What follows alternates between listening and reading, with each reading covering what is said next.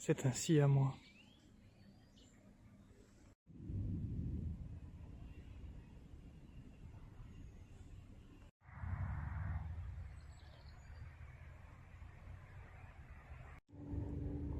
Quelqu'un a oublié ses Legos dans la rue.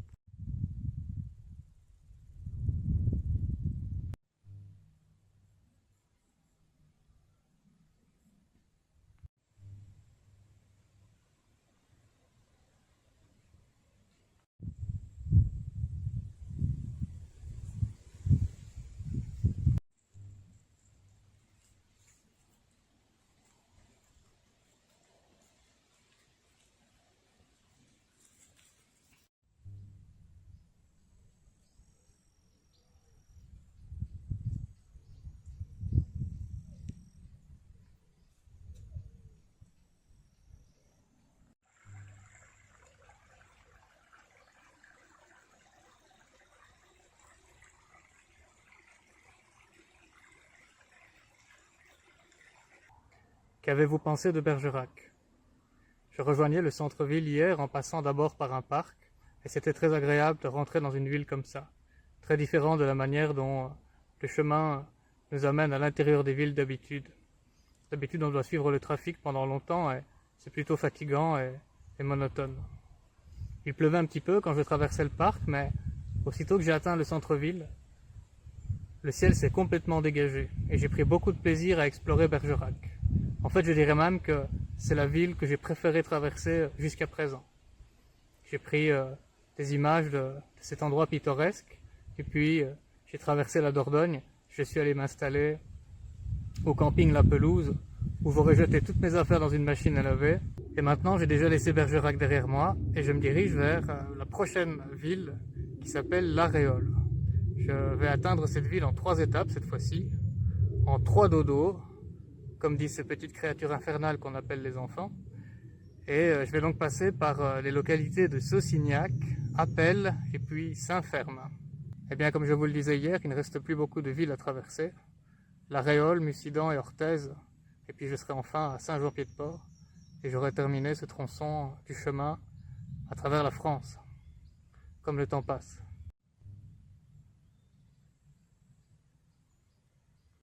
Je me demande s'il existe une réponse à la violence qui soit efficace et qui ne soit pas la violence. La violence, évidemment, est extrêmement efficace. D'ailleurs, la plupart de nos ancêtres sont des ancêtres non humains, et pendant des millions d'années, ils ont utilisé l'agression et aussi la fuite pour survivre. Et cela a superbement marché, puisque aujourd'hui, nous sommes là pour nous rencontrer. Mais l'être humain a évolué, la conscience chez lui a fini par se reconnaître elle-même, et nous pouvons, en nous observant, réaliser que ce que nous cherchons, c'est d'être heureux, et que la violence dans le monde humain, la violence dans les rapports entre les êtres humains vient détruire nos équilibres, et au fond, de ce point de vue-là, la violence est complètement inefficace. Elle vient détruire notre bonheur, et pourtant nous ne parvenons pas à nous en libérer. En fait, nous sommes même persuadés que ma violence à moi est légitime. La police dit que sa violence est légitime. Les chrétiens disaient, au moment où ils torturaient des gens, au moment de l'Inquisition, disaient que leur violence était tout à fait légitime. D'ailleurs que c'était quelque chose de merveilleux que de torturer un être humain, puisque tout le mal qu'il expiait sur terre était un mal qu'il ne devrait pas expier en enfer, qu'il irait directement au paradis. Et donc, vous voyez, leur violence était tout à fait légitime. Et puis il semblerait que chaque groupe, religieux, politique, philosophique, ait toujours le monopole de la violence d'une certaine manière, de la bonne violence évidemment, qu'on n'appellera pas dans ce cas-là la violence parce que c'est pas très joli, mais même au temps du Covid, il y avait toutes sortes d'agressions qui étaient commises au nom du bien du plus grand nombre. Notre violence est toujours la violence légitime. Or, si je veux me libérer de la violence, je dois comprendre de quoi il s'agit exactement. S'agit-il de quelque chose de statique ou bien de dynamique? Et si la violence était un mouvement impermanent, intermittent, qui prenait place en nous? Dans ce cas, qu'est-ce que le mouvement? S'agit-il d'énergie qui circule dans le temps et l'espace? Et si oui, quelles sont les caractéristiques du mouvement? Il peut avoir une certaine qualité. Ça peut être un mouvement rapide ou un mouvement court, un mouvement lent ou un mouvement long. Le mouvement a une direction. Si je veux frapper quelqu'un, je le frappe dans une certaine direction. Et puis le mouvement a une source également. Il vient de quelque part. Et alors, si la violence est une énergie, un mouvement qui apparaît dans notre énergie vitale, une expression de notre énergie vitale même, si on envisage que le corps n'est au fond qu'une marionnette, une poupée de chair et de sang, qui est activée par cette énergie vitale, alors il semblerait que ce souffle, cette animation, cet anima, se retrouve à se mettre en ébullition. Et cette ébullition, ce serait la violence elle-même. L'énergie aurait à ce moment-là une certaine qualité. Notre violence serait dirigée vers un objet en particulier, et puis elle aurait une source. Et au fond, quelle est la source de la violence? Si je veux résoudre ce problème, ne dois-je pas le résoudre à la source? Si je souffre d'une carie, est-ce que je veux prendre un antidouleur pour cacher la douleur? Ou bien est-ce que je veux résoudre le problème à sa source? Trouver la cause de la douleur, l'infection, et puis la résoudre. Et si la source de la violence était toujours la pensée? Si je veux frapper quelqu'un au visage, il faut d'abord que je le prémédite. Si je veux faire du tort à un être humain, il faut que je le prémédite. Autrement, c'est un accident, c'est une maladresse. Même si quelqu'un vient m'invectiver, à ce moment-là, un objet apparaît dans la conscience, il s'agit d'une insulte. C'est le rôle de la pensée que de mesurer et que d'analyser tout ce qui se produit. Et la pensée compare cette insulte à des informations qui sont enregistrées dans la mémoire. Or, certaines de ces informations forment une psyché, un moi. Et lorsque cette insulte rencontre le moi, ce qui jaillit, ce qui naît de cette relation, c'est une souffrance. Et de cette souffrance jaillit une nouvelle pensée qui dit « Mais pour qui se prend-il pour me parler comme ça, celui-là ?» Et donc si on veut observer, analyser, étudier le mouvement de la violence, on voit qu'elle trouve toujours sa source dans la pensée. Et cette violence a de nombreuses formes. Il y a la violence que les hommes exercent sur les femmes, il y a la violence que les femmes exercent sur les hommes, une violence peut-être plus psychologique celle-là. Il y a la violence que les hommes exercent entre eux, que les adultes exercent sur les enfants. Il y a des violences sexuelles. Il y a la violence économique, peut-être une des pires violences qui soit, s'il faut Les hiérarchiser, ce serait une activité auquel la pensée se prêterait bien. Une violence économique, une violence presque invisible, où on dirait, celui-là c'est un pauvre type, c'est quelqu'un qui n'a pas eu de chance dans la vie. Est-ce vraiment le cas? La violence n'est-elle pas comme une hydre? Il semblerait qu'elle ait autant de têtes que l'on puisse en trouver. Et quelle est notre attitude, notre réaction face à cette violence? Peut-être en sommes-nous indifférents, nous détournons le regard et nous allons voir ailleurs. Ou bien, peut-être au contraire que nous formons un groupe et nous nous mettons à attaquer une des têtes de l'hydre en particulier. Ces groupes se forment pour protéger les femmes de la violence que les hommes lui font, ou protéger les enfants de la violence que les adultes peuvent faire. Mais il semblerait que ces groupes ne parviennent pas en réalité à enrayer le problème de la violence même. Que nous n'allons jamais à la source du problème. Au fond, si je voulais vivre dans un monde libéré de la violence, est-ce que je ne devrais pas commencer par me libérer moi totalement de la violence? Et ça, est-ce que c'est possible? L'être humain est-il capable d'une telle transformation?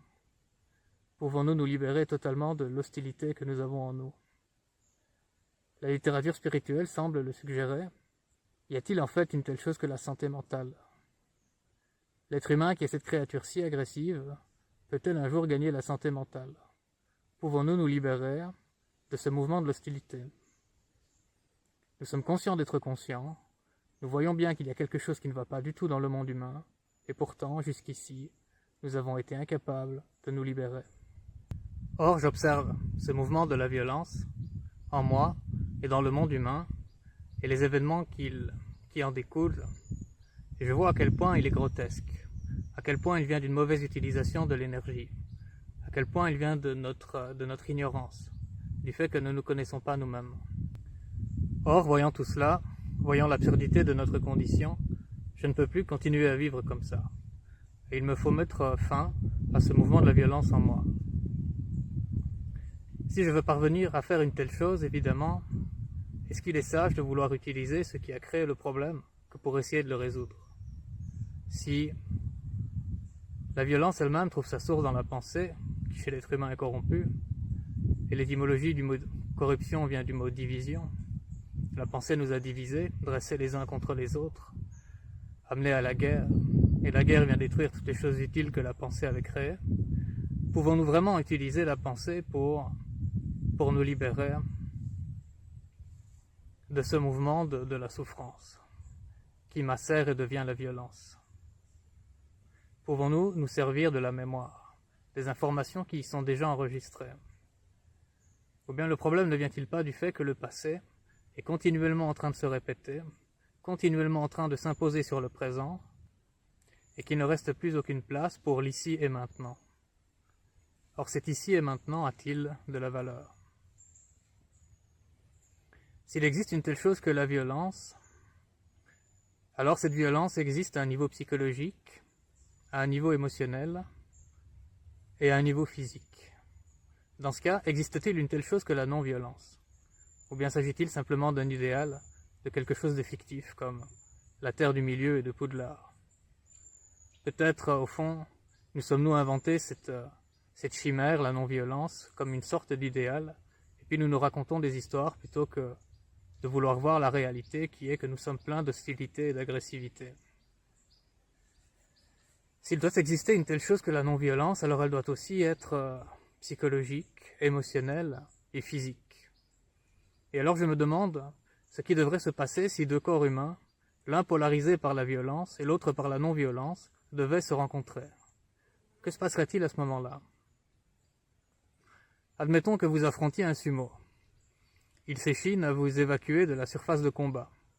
Et comme vous vous opposez à lui, que vous vous mettez à le pousser ou à le tirer, tous les segments qui constituent votre corps, l'avant-bras, le bras, la cuisse, la jambe, le torse, l'abdomen, tous ces segments, qui sont connectés les uns aux autres par des articulations, le poignet, le coude, l'épaule, la hanche, le genou, la cheville, s'affrontent.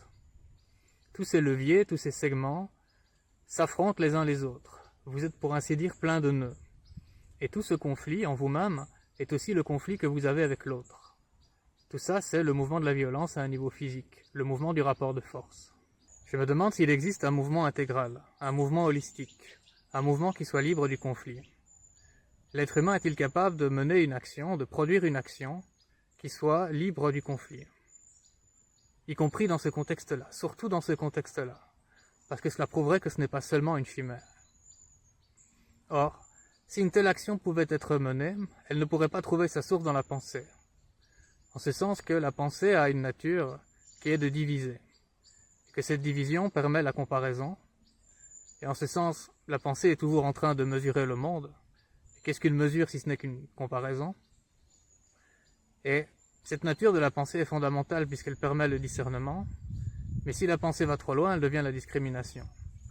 Mais dans son état vital, le discernement, ou morbide, la discrimination, quoi qu'il en soit, la nature de la pensée est de diviser. Or, il est dit que le tout est plus grand que la somme de ses parties. Voilà qui est pour la pensée de la poésie. Elle ne sait pas quoi en faire. Ce n'est pas de la poésie, c'est simplement un fait. Je le disais dans une vidéo précédente, mais si nous disséquons une grenouille, nous la divisons, nous obtenons plein d'informations sur elle, et nous pouvons alors écrire une encyclopédie en 12 volumes sur la vie de la grenouille, et pourtant, lorsque nous recombinons ces morceaux, elle ne continue plus à vivre. De même, si nous brisons un miroir et que nous cherchons à en rassembler les bris, comme un puzzle, nous ne parvenons pas à retourner à l'unité originelle. Il en va de la même chose si l'on déchire une feuille de papier. Le tout est plus grand que la somme de ses parties. Existe-t-il une utilisation du corps humain qui soit intégrale, qui soit holistique? Dans les arts martiaux japonais, toutes catégories confondues, il existe un niveau ultime qui s'appelle Kami-waza, littéralement technique divine. Alors si vous dites à un monothéiste que vous pratiquez des techniques divines, aussitôt il s'imagine que vous avez reçu de la part d'un certain personnage barbu un répertoire, un ensemble de techniques, et il pense que tout cela est grotesque et que vous travaillez un petit peu du chapeau. Mais la religion originelle du Japon, endémique, le shintoïsme, n'a pas été révélée par un prophète ou un messie.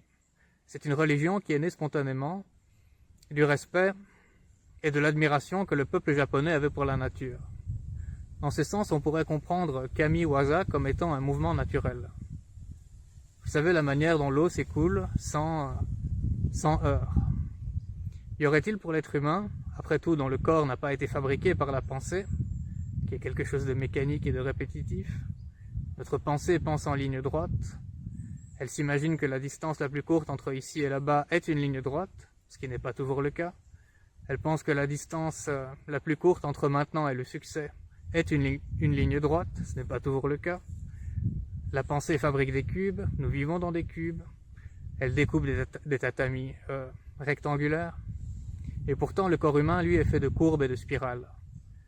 Et la nature en elle-même est une onde. Dès lors, sommes-nous capables de produire un mouvement libre du conflit, un mouvement holistique, un mouvement intégral? Si un tel mouvement pouvait être produit par l'être humain, il ne peut pas venir de la pensée.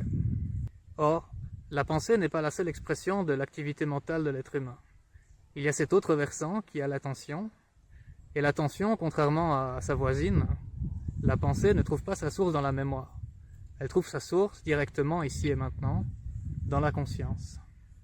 Y a-t-il quelque chose qui peut jaillir de là? N'aurions-nous pas oublié qu'il y a une autre façon d'apprendre? Vous et moi, si nous voulons apprendre à faire du vélo, nous allons à l'université, et puis nous apprenons toutes sortes de choses sur la roue, de par l'anthropologie.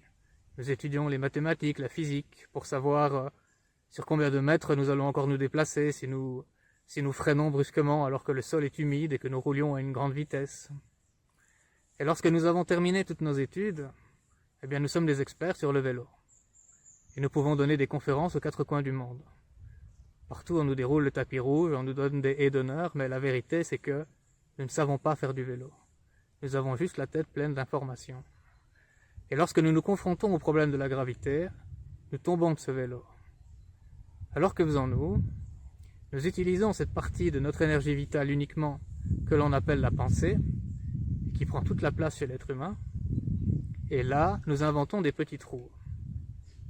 Et ces petits trous fonctionnent. Mais remarquez qu'un enfant, lui, ne connaît rien de la gravité, il ne sait pas qui est Isaac Newton, et il ne cherche pas à résoudre le problème de la gravité. Avec sa pensée uniquement, il rassemble toute son énergie, toute son attention, et dans ce rapport entre le réel et cette écoute naît l'équilibre. Et cet équilibre, ce déclic, une fois qu'il se produit, est là pour toute la vie. Et la natation fonctionne de la même manière. N'y aurait-il pas dès lors un mouvement intégral que l'on pourrait faire jaillir de ce même déclic, et alors le contraste qui existerait entre cette situation où vous affrontez ce sumo, à partir du rapport de force, ou bien en vous écoulant comme l'eau, ce contraste serait tel que vous ne retourneriez jamais en arrière, pour ainsi dire. Vous auriez appris à une nouvelle manière de fonctionner. Peut-être que c'est ça dont l'être humain a besoin. C'est de se libérer du mouvement automatique de la pensée et de trouver un nouveau mode d'opération. Or, hier, je voulais éprouver cette idée. Alors j'ai rassemblé mes affaires qui sortaient de la machine à laver, je les ai enfilées, elles étaient toutes crues, toutes humides. J'ai vite absorbé un petit peu de nourriture et j'ai trouvé un cours de judo quelque part à Bergerac.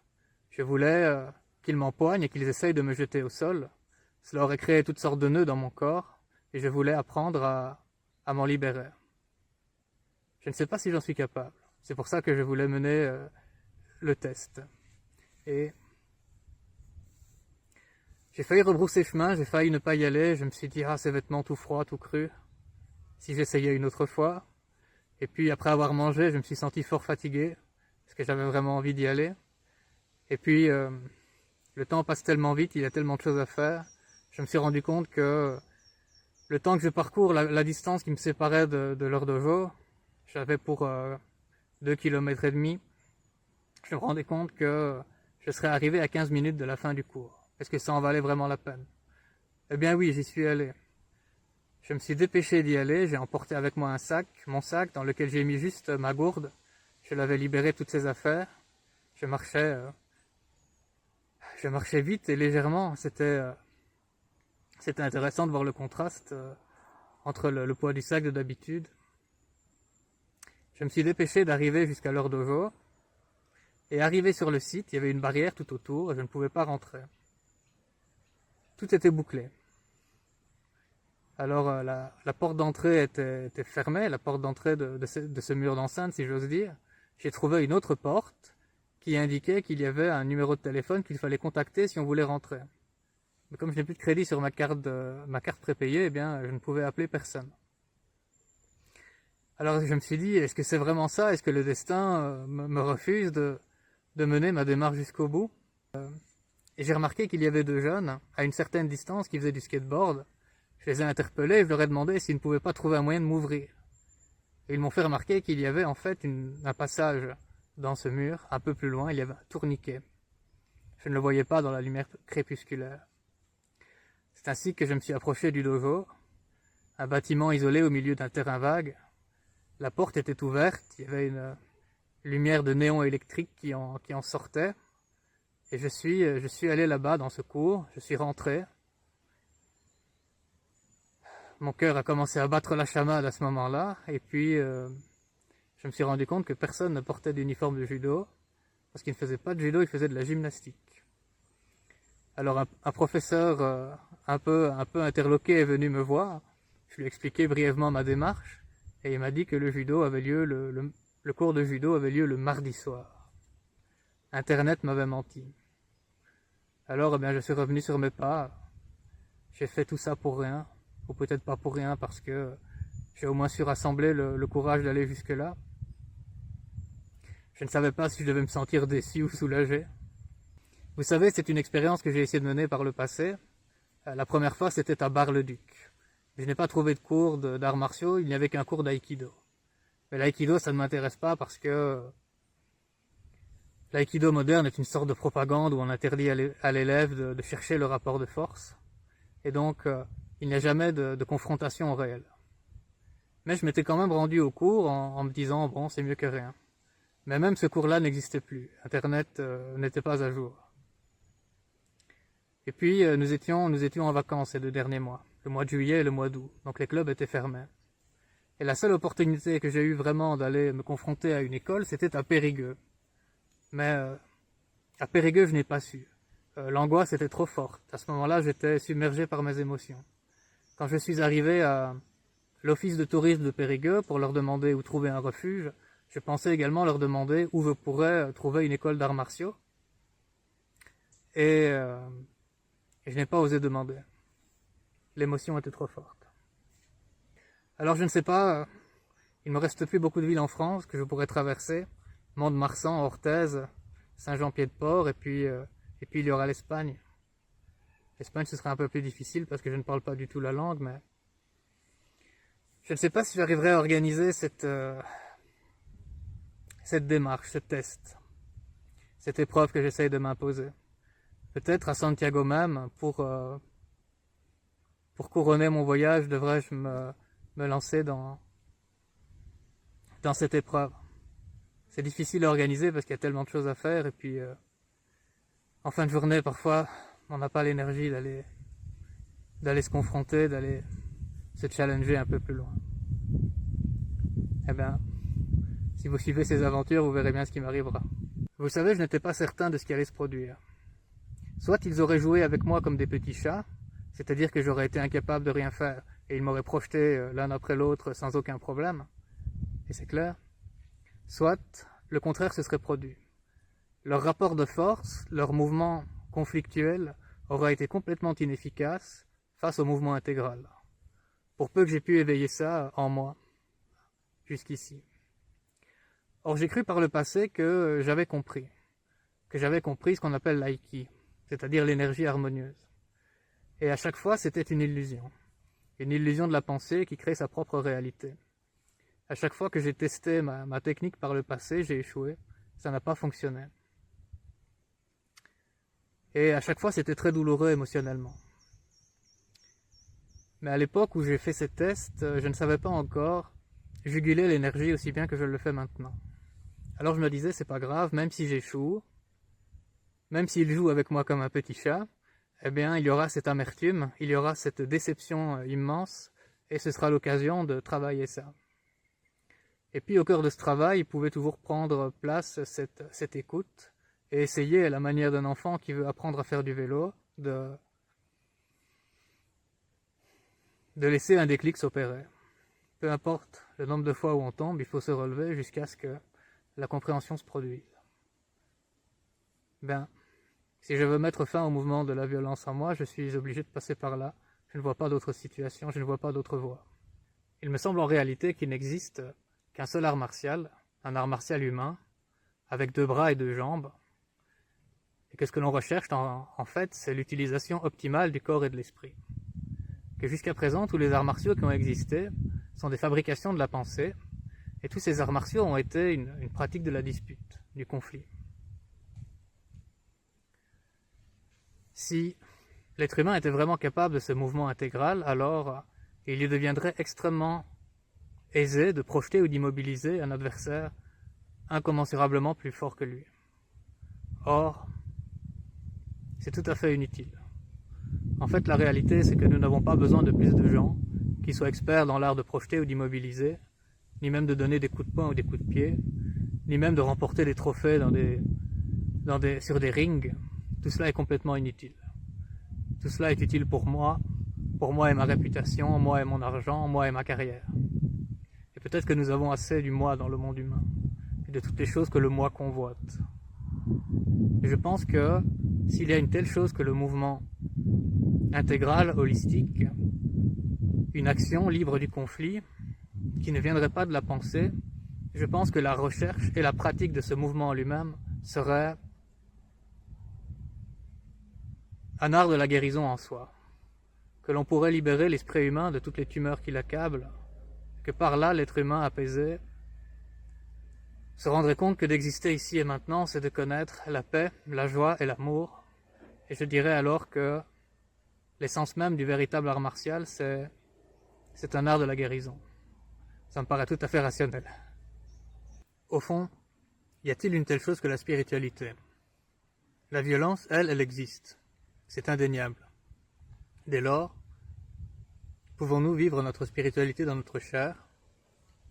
et produire des effets concrets dans le monde, ou bien la spiritualité n'est-elle, comme la non-violence, qu'une chimère, qu'une idée que nous avons inventée pour nous réfugier dans un monde fictif où nous trouvons une certaine sécurité psychologique, en nous racontant des histoires.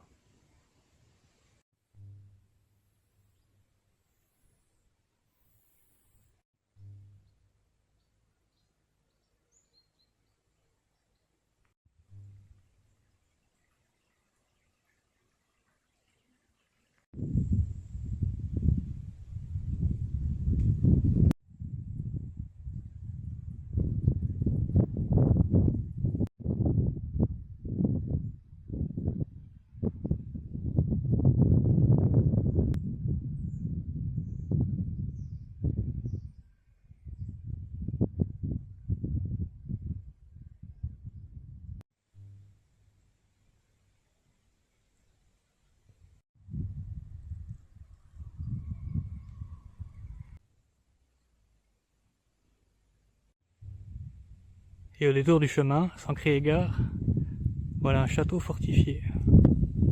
Et remarquez que si jamais le château était pris, les occupants pouvaient toujours s'enfuir en se jetant par-dessus le rempart dans le trampoline là-bas. Très ingénieux.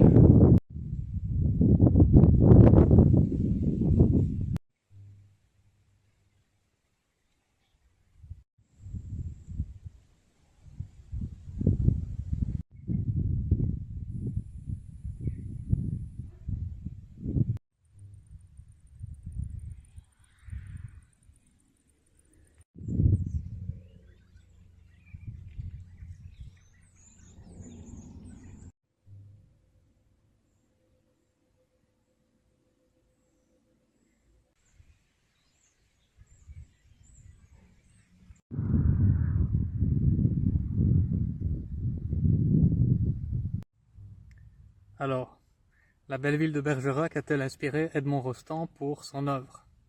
Eh bien, j'ai mené ma petite enquête et il semblerait que pas du tout.